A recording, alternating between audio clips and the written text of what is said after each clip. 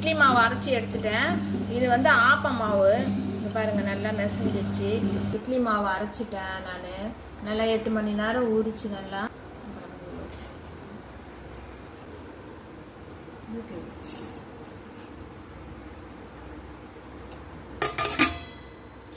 பாருங்க நான் உங்களுக்கு மாவு இது கரைச்சி காமிக்கிறேன். எப்படி வந்து குண்டரிசி போட்டோம்னா கொஞ்சம் திக்காக இருக்கும். அது இது மாதிரில இந்த அரிசி போட்டிங்கன்னா நல்லா லூஸாக இருக்குங்க. நல்லா இட்லி ஊற்றினீங்கன்னா நல்லா வரும் பாருங்கள். காலையில் மாவு நல்லா புளிச்சதும் நல்லா ஃப்ரெஷ்ஷாக இட்லி ஊற்றி உங்களுக்கு காமிக்கிறேன் நான். அப்போ மாவும் கரைச்சிட்டேன். தண்ணி ஊற்றி கரைக்கணுங்க நல்லா. இதுக்கு நல்லா நீங்கள் தேங்காய் பால் சொதி வச்சு சாப்பிட்லாம், இல்லைன்னா தேங்காய் பால் வச்சு சாப்பிட்லாம். பாருங்க மாவு நல்லா கரைச்சி நல்லா வலிச்சு வச்சுட்டோம். நல்லா சுத்தமாக க்ளீனாக. இது நல்லா மேலே பொங்கி வரணுங்க. இது நல்லா மேலே பொங்கி வரும். பொங்கி வந்ததுன்னா நல்லா இவ்வளோ ஃபுல்லாக பொங்கி வரும். நல்லா நான் இந்த ஏனத்துலேயே வச்சுருவேங்க. நான் இன்னொரு காலையில் தாங்க மாற்றுவேன். 2 ஏனத்தில் ஊற்றி வைப்பேன். இது நல்லா ஒரே ஏனத்தில் வைக்கும்போது நல்லா புளிச்சு வரும். மாவு பாருங்கள் நம்ம கரைச்சிட்டோம் நல்லா.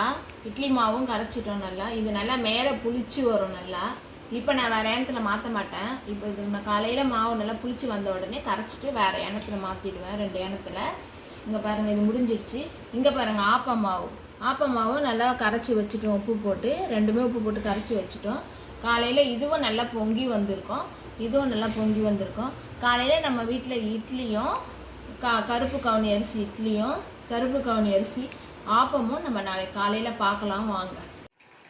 இட்லி வெந்துடுச்சு பாருங்க. நான் ஊற்றி எப்படி இருக்குதுன்னு பார்க்கலாம் வாங்க. உங்களுக்கு இட்லி ஊற்றி காமிக்கிறேன்னு சொன்னேன் இல்லையா, அதனால் பாருங்க தண்ணி தெளித்து எடுக்கணும். ஏன்னா துணி போட்டுருக்கோம் இல்லையா, அதனால் தண்ணி தெளித்து எடுக்கணும்.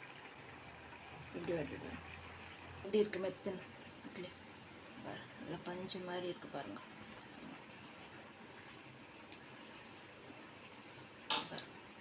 ஆப்பம் பாருங்க நல்லா வந்துடுச்சு.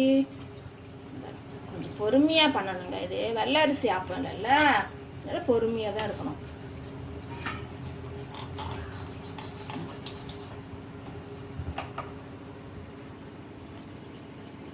பாருங்க எவ்வளோ அழகாக வந்திருக்கு பாருங்க ஆப்பம். ஆப்பம் எவ்வளோ சூப்பராக இருக்குது. தேங்காய் பால் ஊற்றி நம்ம சாப்பிட போகிறோம் அந்த ஆப்பத்தில். நீங்கள் இந்த ஆப்பத்தை நான் சொன்ன மெத்தடில் செஞ்சு வீட்டில் பார்த்துட்டு செஞ்சு சாப்பிட்டுட்டு எனக்கு கமெண்ட்டில் சொல்லுங்கள். நல்லா இருந்தது, நல்லா இல்லை அப்படி சொல்லிட்டு சொல்லுங்கள். பிடிச்சிருந்தா ஷேர் பண்ணுங்கள், லைக் பண்ணுங்கள், மறக்காமல் சப்ஸ்கிரைப் பண்ணுங்கள்.